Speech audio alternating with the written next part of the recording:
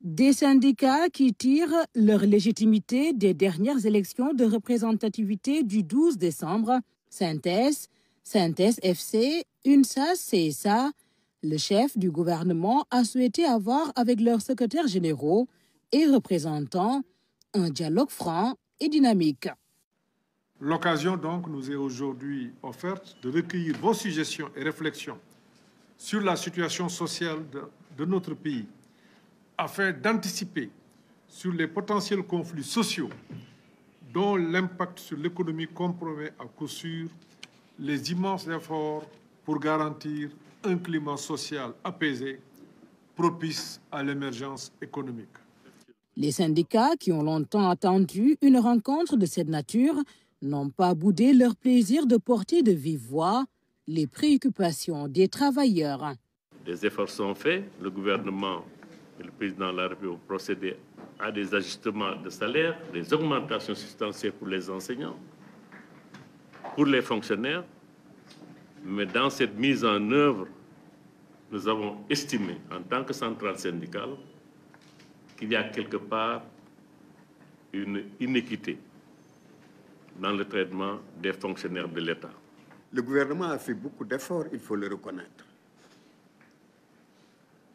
Mais nous avons l'habitude de dire que la source de la revendication est intarissable.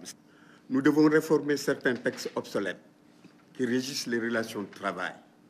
La convention collective des industries alimentaires, des mines, date de 1958, avant les indépendances. Les ministres des Finances, du Travail, de la fonction publique étaient aux côtés du Premier ministre pour des échanges techniques et des réponses poussées.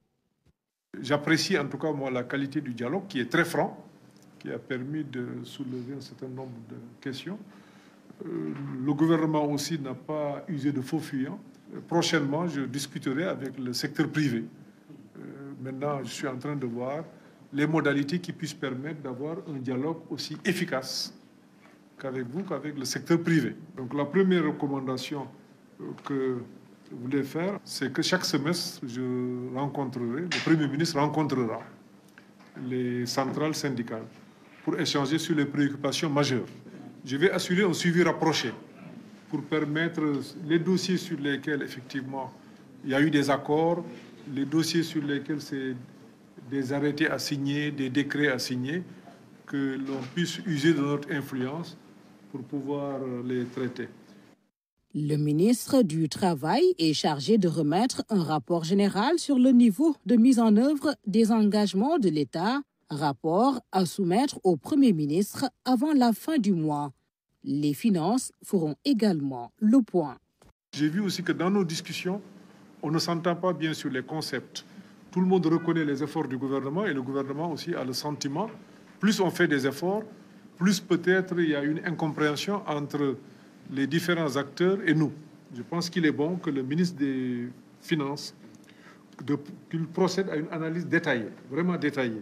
Les discussions entre le Premier ministre et les syndicats ont touché plusieurs secteurs, de la santé à l'éducation en passant par les collectivités territoriales, l'ISRA, la CBAO, la Poste, la Croix-Rouge ou encore l'ENSA de Thiès n'ont pas été en reste.